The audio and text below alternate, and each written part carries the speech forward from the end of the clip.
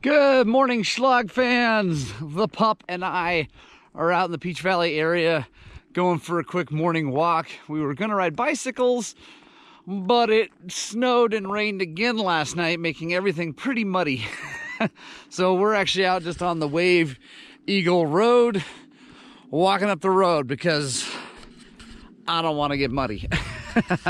You saw what can happen in the mud in yesterday's Shlog and Thursday night ride. It can get real fast out here. So we're just going for a walk. It's a beautiful day. I mean, look at that. I think it's gonna get really nice. I don't know, it's kind of gray right there, but it's beautiful back that way. So we'll just have to see how it goes for the weekend as far as riding and stuff like that. Yesterday was like on the edge of it being good / horrible. So, I mean, we got lucky. We got to ride a great ride, but it definitely could have gone really bad. So we'll see how the weekend goes. And this morning at the shop, we're gonna finish up that YZ250. I just have to pack the silencer, slap it on, and start it up. So that'll be quick. And then probably take a look at a street bike. It's a ZRX 1100. Either that, or I'll actually what we'll do first is take apart a YZ450 that is locked up. So that'd be fun. So if you want to see what's inside a blown up YZ450, stick with us for the rest of the video. And looks like it might get muddy. We'll see. This may be as far as we go. Let's get on with the daily Shlog.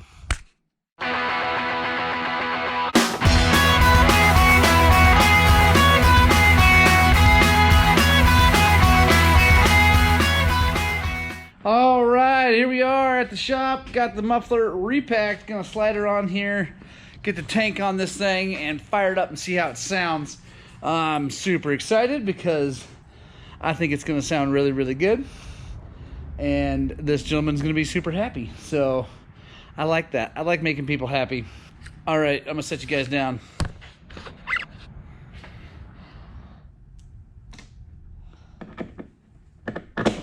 All right. Mike also asked me to put a brand new air filter in it because he's smart. And since we just built a brand new motor, why not start with a brand new air filter? Although this one looks really good. Look at that. That's a good example, everybody.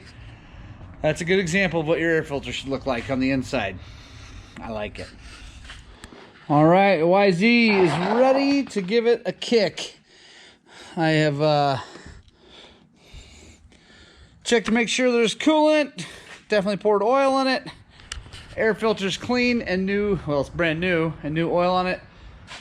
So all that's left is to kick this thing. It's got a brand new spark plug, got a brand new everything in the motor.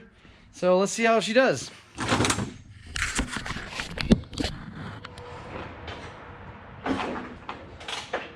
like it's got a lot of compression. I like to roll it through just a few more times just to make sure. Oh, the phone. The suspense.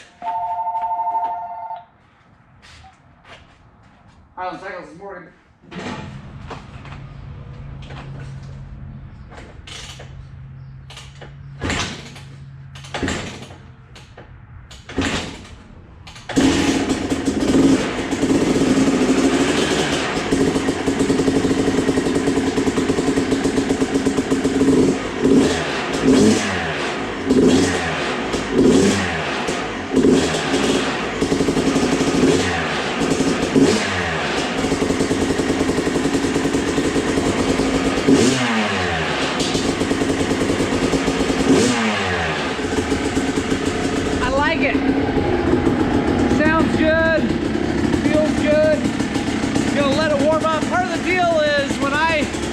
Build the motor, I like to at least get 1, if not 2 heat cycles on it before the customer picks it up.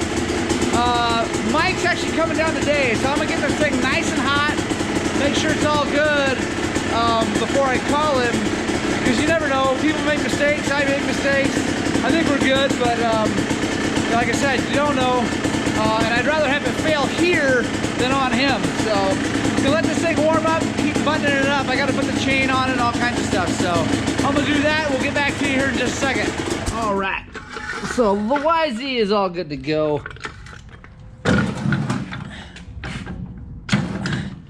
And running really good.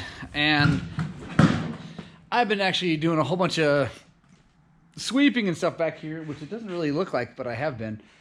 Taking some trash out, checking some parts and all that stuff. And now I gotta swap a tire on this CRF. This is actually a nice clean CRF. But anyway, putting a Bridgestone Battle Axe X30 on that sucker. Gonna get that done. And then I'm gonna take a look at Daisy's brakes because it just feels a little bit squishy. It's not horrible, but not great. So I'm gonna see if I can't get an air bubble out of that thing. I feel like there must be something going on. And then if I get to it before the end of the day, I'm going to take that 450 apart. Like I said, it's locked up. I think it actually turns over right now, but if you run it for more than just a second, it stops. So that should be good. If I don't get to that, that'll be next week. But yeah, we got parts coming for a whole bunch of this other stuff. The Husky, hopefully parts will be here real soon for the old one, the 74 250 WR, which that'd be cool. And then that Honda, we're gonna be working on the carburetors on that. That's kind of an adventure / odyssey. Working on those carburetors on the old VTs. Yeah, so let's get after this tire here real fast and get it done. So I think I've showed you guys this before, but here's a trick for breaking the bead on a tire. So come over here. So you come in here and you drive the tire spoon down in to the bead like that, and then, you know, if everything were perfect, you push down on it, it would break. Well, it doesn't. So take another tire iron, come in here, put that, and that just gives you a bigger purchase to push on more of the tire. And there we go. Almost. There we go. Then, once you do that, you should have enough freedom to get it off. There we go.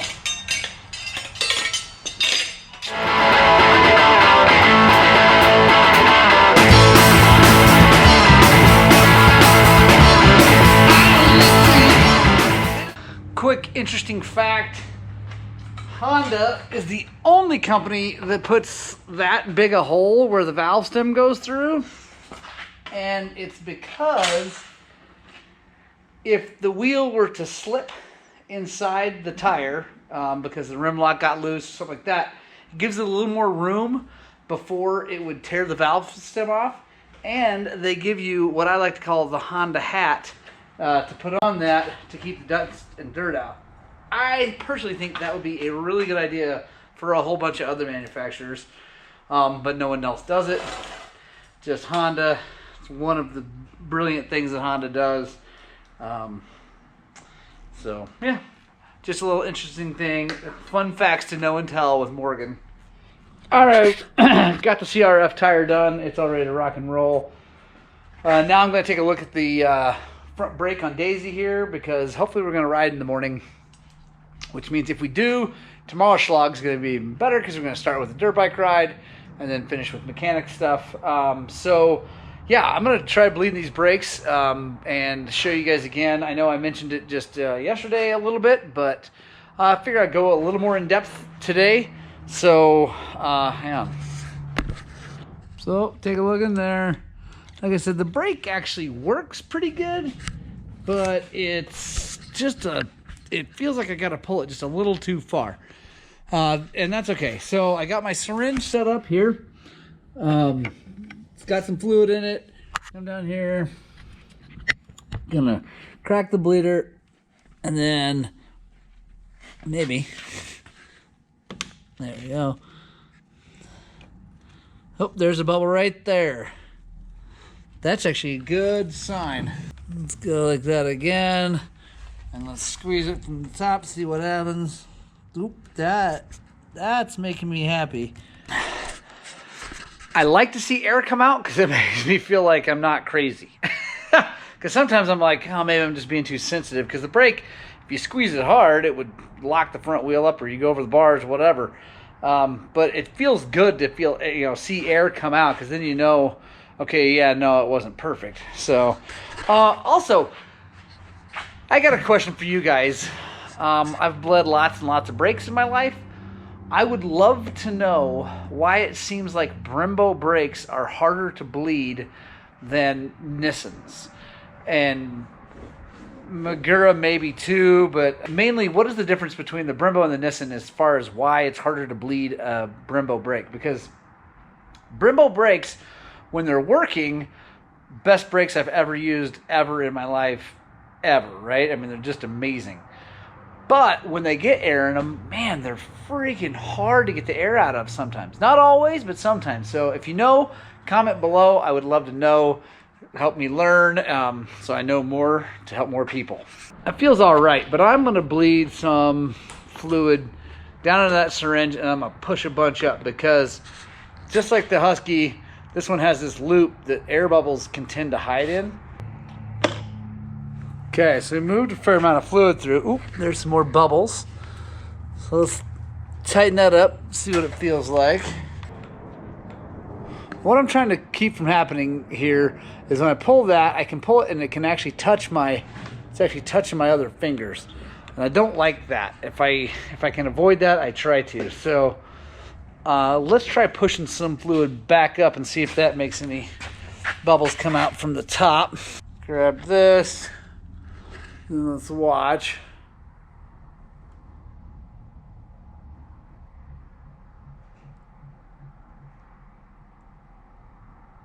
Don't really see some little bubbles maybe. It's definitely not bad, but it's not as good as I think it could be. One thing you want to be really careful about when you're bleeding brakes is don't let this level get too low that you suck air. Because then you start the whole process over again. And it's a nightmare.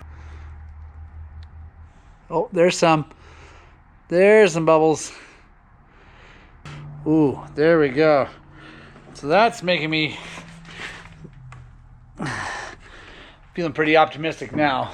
We're getting them. And like I said, I don't know why Brembos seem to do this, but they seem to hide air better than most. So I'm going to keep going up and down here for a little bit, then we'll check back in here and see if we can get it working even better. That's a lot better. I definitely got a lot more air, like tiny little bubbles out, and it feels pretty good. So we'll have to check it out tomorrow when we go ride, because it sure looks like the weather's getting good, and hopefully it doesn't rain overnight.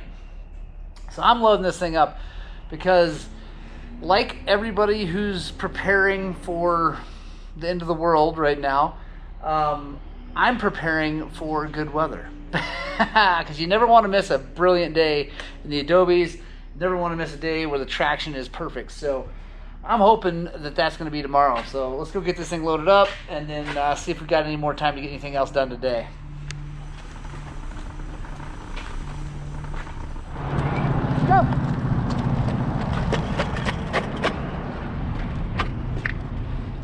Oh guys, another great day at Highland Cycles. It's the end of the day. I'm getting ready to pack her all up. Didn't get quite as much done as I wanted to because we had tons of people coming in and picking things up, which is awesome. Mike picked up his YZ250. He's super stoked. Had some guys roll in and order a whole bunch of parts to get their bikes ready. So great day, really good day. Got Daisy all ready to go. And before I hit you guys with the normal outro, I figured let's talk just a little bit more about this MX208SR now that I've got really quite a bit of hours on it. I'm not sure exactly how many hours or miles, but a bunch. It looks great. I mean, it looks amazing. I mean, there's like little chunky missing there. It's rounded off a little bit, but honestly, the thing looks really good. And it's working really well in every way except for from the Shlog yesterday. And I'll put a couple things up here, right up here, you guys can see. Yep, there it is, struggling in the rocks. And it's not because of the rocks, it's because the rocks had some water and some mud on them, which arguably is a tough place for a tire to work. But my buddy Andrew was running one of the Tusker Recons, and he was getting way better traction. And then my buddy Kenny, who was also with us, was running some Kenda that was getting better traction. So I am really liking this tire, especially for the longevity, especially in the dirt, in the sand. It's amazing, really. It's a really good tire there. And for how long it's lasting and how big the knobs are, I think it's great. But if you are going to ride any wet, slippery roots, rocks, things like that, it is a no-go, like no-go. So for me, this tire is going to be definitely good for our desert season,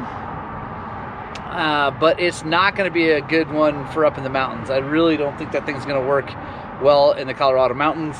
But that's okay. Not all tires are meant to, right? So I'm happy. I think I like it. I suggest it if you like a tire to last a really long time and work well in the desert. It's a great tire. So anyway, guys, thank you so much for watching. If you think we've earned it, please like, share, subscribe, all that good stuff. It really does mean a lot and helps us out a ton.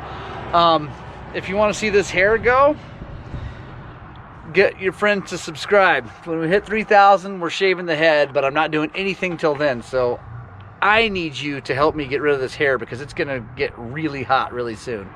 I love you guys so much. Please get out, spread the gospel of two wheels, and for goodness sakes, it's getting nice out. You guys have to find some time to ride your dirt bikes.